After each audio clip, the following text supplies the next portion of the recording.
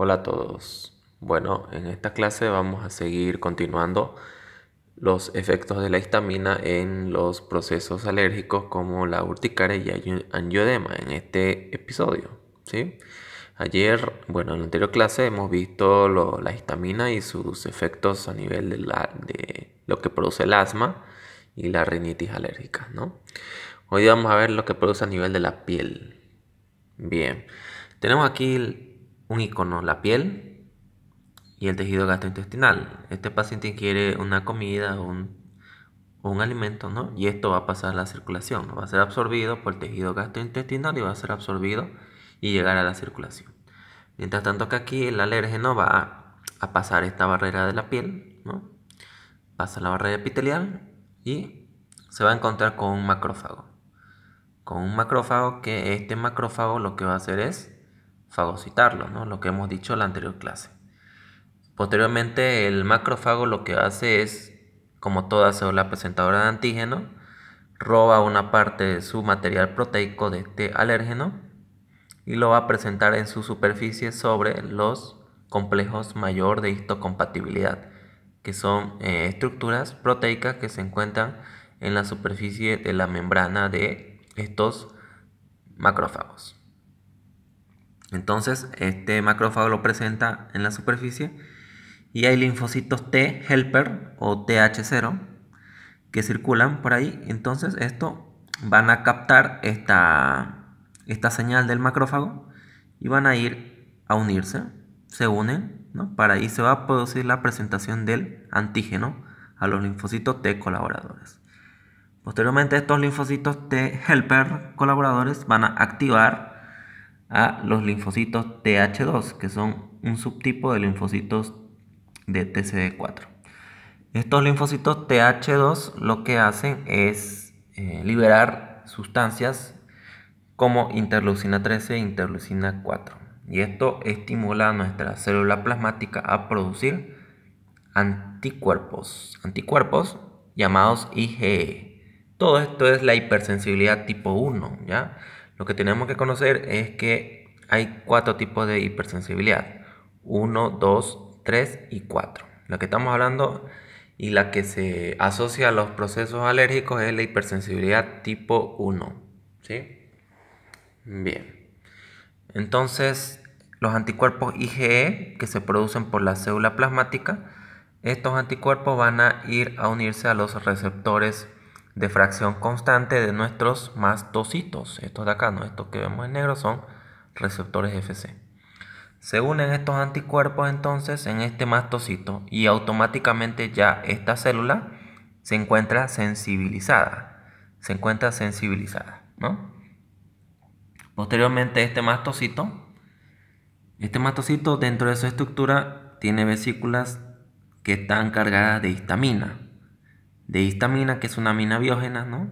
Un autocoide, ¿ya? Se encuentra cargado entonces esta célula. Posteriormente, entonces, esto lo que hace es esta misma célula que vimos anterior, la haya, ¿no? Es la misma, ¿no? Este mastocito está sensibilizado, ¿no? Ya hemos dicho, y se dirige al lugar de donde se produjo la exposición inicial, en este caso la piel. Entonces esto lo que hace es llegar al lugar donde se produjo la exposición inicial, ¿no? La exposición inicial en la piel. Entonces va a haber una segunda exposición, el individuo se va a exponer nuevamente ante el antígeno por segunda vez y el mastocito ya lo que va a pasar, o mastocito basófilo, lo que va a pasar es que estos van a soltar, van a degranular la histamina hacia la superficie, ¿sí? Entonces, una vez que los alérgenos, ¿no? Se unen a estos anticuerpos IgE, lo que hacen es la liberación de histamina, la degranulación de histamina. Entonces, cuando el individuo se expone nuevamente al alérgeno, activa estos anticuerpos IgE que están unidos a estos receptores Fc de mastocitos y producen consecuentemente la degranulación de la histamina. Entonces aquí tenemos ya, vemos, que ya se está liberando la histamina. Hay una degranulación. Bien, entonces esto se produjo a nivel de la piel, ¿no? A nivel de la piel hemos dicho que se produjo la exposición inicial, ¿no? En un individuo susceptible. Entonces hay una degranulación de histamina en la piel y esto lo que va a producir es, la histamina es vasodilatación, la histamina produce vasodilatación y esta vasodilatación va a producir edema, roncha y eritema a nivel de la piel, ¿ya? Vasodilatación. Eso es lo que produce la liberación de histamina. Se va a producir una activación de las terminaciones nerviosas sensitivas. Y esto va a ocasionar el prurito, que es el picazón o escozor, ¿no? Y también puede haber dolor en algunos casos, en la mayoría de los casos, ¿sí? Entonces, estos son fenómenos, estos son síntomas de urticaria, ¿sí? Esto es lo que nos produce la urticaria, ¿ya? Edema, roncha, eritema y prurito son característicos en los pacientes que tienen urticaria. ¿Y qué es la urticaria? Ahorita lo vamos a ver, ¿ya? La vasodilatación va a producir edema por extravasación de líquido, ¿no?, intravascular al espacio extravascular. La roncha es una sobreelevación que se produce a nivel del tejido cutáneo, una sobreelevación, la roncha. Y esta roncha va a tener bordes eritematosos, o sea, bordes así color, ¿no?, rojizo, ¿no? Rojizo, ¿no? Bordes rojizos. Esto ocasionado por la vasodilatación. La histamina también, aparte de producir esto, va a producir migración de otras células del sistema inmune, ¿no?, como neutrófilos, linfocitos, ¿no?, eosinófilos, polimorfonucleares, ¿no? Entonces es también una sustancia quimiotáctica, ¿no?, que atrae a otras células de defensa. No solamente producen esto lo que estamos viendo. Claro que estas cosas nos sirven para comprender el por qué se producen los síntomas en la urticaria, de edema, roncha, eritema y prurito. Bien. Entonces, el prurito, ¿no?, se va a producir también en las urticarias. Definición entonces de urticaria y del angioedema. Entonces, es un grupo de enfermedades que tienen en común, como común denominador, ¿ya?, que es la liberación masiva de histamina, causando vasodilatación y edema a nivel de la piel. Y esto nos va a producir la urticaria, ¿no? Urticaria. O del tejido subcutáneo, el angioedema. Entonces, si se produce a nivel de la piel, es la urticaria, y si se produce a nivel del tejido celular subcutáneo, es llamado el angioedema. ¿Ok? Esa es la diferencia entre uno y otro. Entonces, esas son las definiciones tanto de urticaria como angioedema, que en la mayor parte de las veces, tanto la urticaria como el angioedema se presenta de forma, ¿no? Ambas se presentan en el mismo individuo. Bien. Y solo alrededor de un 10% o un 10 a 8% se presentan por separado. Bien, entonces tenemos por acá un cuadro clínico entonces de urticaria. Comprende a ronchas, muestra también un edema variable rodeado por un eritema periférico, ¿ya? Un anillo, un eritema periférico. Y el prurito intenso, ¿no? Prurito intenso. Entonces las ronchas son sobreelevaciones que estos van a estar aumentados de tamaño, ¿no?, porque va a haber un edema. Y van a estar también rodeados de un anillo color rojizo, que es un eritema periférico. Y esto puede ser de manera general en todo el cuerpo del individuo o localizado. Bien. Si hablamos de manera global en todo el individuo, entonces es una urticaria grave. Ya, ojo con eso. Estos pacientes pueden presentar, aparte de urticaria, otros síntomas de anafilaxia que pueden producir que este paciente empeore, ¿no?, su estado clínico. Bien, entonces eso es lo que tenemos que hablar de urticaria. Ya cuando estemos más adelante, ya cuando hablemos específicamente de los temas de medicina, como urticaria, asma, ¿no?, ya vamos a ver cuáles son las causas de urticaria, la etiopatogenia, ¿no?, todos esos datos. Pero por ahora estamos viendo solo de forma general, ya, de forma general, en cuestión de cómo se usan los fármacos antihistamínicos, ¿no? Porque eso es nuestra idea, ¿no? Nuestra idea es abarcar todos los fármacos, conocerlos de forma general. Y ya más adelante ya nos basaremos a hablar solamente específicamente de las enfermedades, ¿no? De eso se habla en lo que es la facultad, ¿no?, que conozcan los fármacos, ¿no?, de forma general y en qué situaciones se los puede usar, como estamos viendo, ¿no? Claro que no estamos abarcando completamente, ¿no?, la urticaria o el asma o la rinitis alérgica específicamente, pero lo estamos viendo, ¿no? Bien, entonces también algo que tenemos que saber muy importante, y esto es ya para conocer justamente la acción de nuestros fármacos antihistamínicos, debemos saber la localización de los receptores de histamina y los subtipos de receptores que tiene la histamina. Tenemos entonces H1 y H2, son dos subtipos de receptores histaminérgicos, ¿ya? Que los H1, ¿dónde los localizamos? Estos se encuentran en el endotelio vascular, ¿ya? La manifestación clínica que nos va a dar con la activación de estos receptores H1 a nivel del endotelio vascular es el edema. ¿Qué quiere decir esto? Que cuando la histamina activa su receptor H1 a nivel del endotelio vascular, lo que hace es que el endotelio se contraiga. Sí, así está normalmente el endotelio, esto se contrae, se hace más pequeño, ¿no? Y eso permite que los poros capilares sean más, están más grandes, ¿no?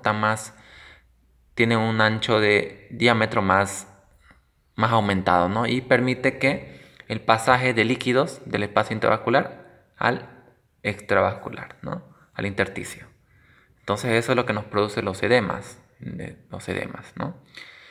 Bien, tenemos también que entender que los H1 se encuentran a nivel de los nociceptores en los nervios sensitivos periféricos, ¿ya? A nivel de las terminaciones nerviosas libres se encuentran estos receptores H1, que cuando la histamina activa estos receptores H1 a nivel de las terminaciones nerviosas sensitivas periféricas, lo que hace es la manifestación clínica que vamos a encontrar es el prurito y dolor.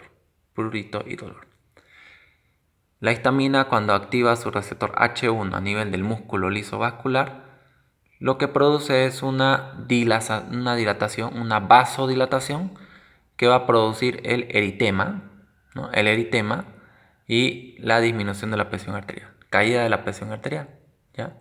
La histamina es una sustancia vasodilatadora.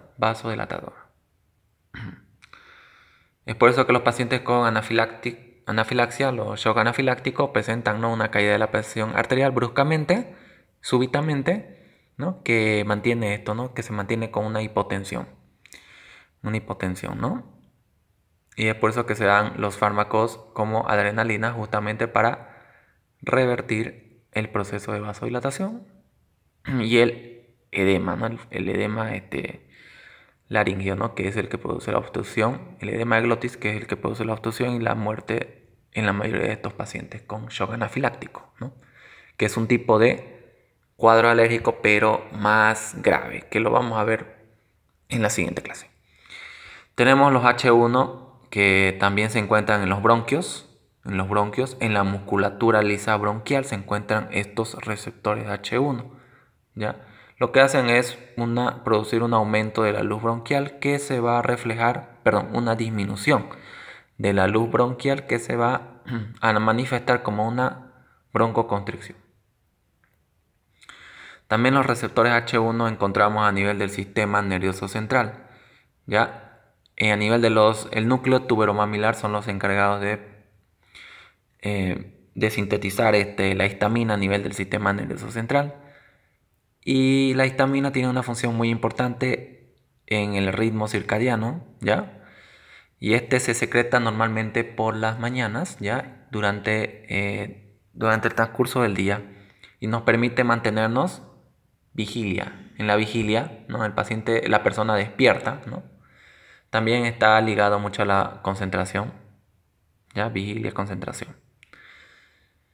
Bien, entonces es por eso que los fármacos antihistamínicos que vamos a ver luego producen sueño, sedación, ¿no? Porque especialmente los de primera generación, los antihistamínicos de primera generación que pasan la barrera hematoencefálica como clorfeniramina, ¿ya? Estos pasan la barrera hematoencefálica y producen una inhibición, un antagonismo de estos receptores H1 a nivel del sistema nervioso central, lo que nos va a producir un efecto opuesto a la vigilia, que es la sedación. Tenemos también que entender que tenemos otros subtipos de receptores llamados los H2. Los H2 encontramos a nivel del músculo lisovascular, similar a lo que hemos dicho anteriormente. Y estos producen vasodilatación y esto nos va a producir una disminución de la presión arterial. Esto se puede explicar por qué el uso de la ranitidina combinado con clorfeniramina en pacientes con shock anafiláctico, ¿ya? Esto porque la clorfeniramina es un antihistamínico H1 y la ranitidina es un antihistamínico H2. Entonces se los usa conjuntamente en anafilaxias graves justamente para evitar la caída de la presión arterial, para contrarrestar la vasodilatación, ¿no? Para que no se siga produciendo la vasodilatación. Es por eso que lo usamos combinados la clorfeniramina y la ranitidina conjuntamente, los dos, porque ambos nos van a producir efectos, ¿no? A nivel de los H1 y a nivel de los H2. La ranitidina, H1, clorfeniramina. Bien. A nivel del estómago vamos a ver la activación de estos receptores H2 a nivel de las células parietales del estómago que hemos visto en AINES, un capítulo pasado, que encontramos receptores de histamina. Lo que ocasiona es un aumento de la secreción ácida gástrica. Entonces, la histamina que se secreta en el tejido gástrico a partir de las células enterocromáfines, esta histamina activa su receptor H2 y esta va a producir a nivel de las células parietales, estimula su receptor H2 y aumenta la secreción ácida gástrica. Lo que nos va a dar, la manifestación clínica que nos va a dar son las enfermedades ácido-péptica. Enfermedad ácido-péptica, ¿no? Es por eso que se usan la ranitidina, ¿no? En casos de gastritis o úlceras pépticas, ¿no? También, porque justamente disminuye la secreción de ácido gástrico, ¿no? Porque la histamina estimula esto, estimula por medio de sus receptores H2 que se ubican en las células parietales del estómago. Bien, entonces a nivel del corazón encontramos H2 que no tiene mucha participación en la farmacología, pero la histamina a nivel del corazón produce un mínimo incremento de la frecuencia cardíaca. Un mínimo efecto inotrópico positivo. Incrementa la frecuencia cardíaca. ¿Ya? Entonces eso es lo que tenemos en cuestión de los receptores H1 y H2, sus funciones, dónde se ubican y lo que producen, ¿no? Lo que pueden producir. Entonces estos receptores H1 y H2 es muy importante saberlos, ¿no? Es muy importantísimo saberlos, el mecanismo, porque ahí está el mecanismo de acción de los fármacos antihistamínicos. Y lo que vamos a ver ya en las próximas clases son los fármacos antihistamínicos, ¿no? Los H1 y los H2, antihistamínicos H1 y H2. Vamos a ver que los antihistamínicos H1 se usan mayormente para los estados de alergias, porque justamente está involucrado a los procesos de anafilaxia a los procesos alérgicos, los H1. Y los H2, a excepción del que se ubica en músculo lisovascular, mayormente se lo usa en la parte del sistema de la farmacología gastrointestinal, como son los antihistamínicos H2, como la ranitidina, ¿no? Un antisecretor para disminuir la secreción ácida gástrica, la ranitidina, ¿no? Es un antihistamínico H2 que se usa mucho más para enfermedades acidopépticas, úlceras pépticas, ¿no? O gastritis.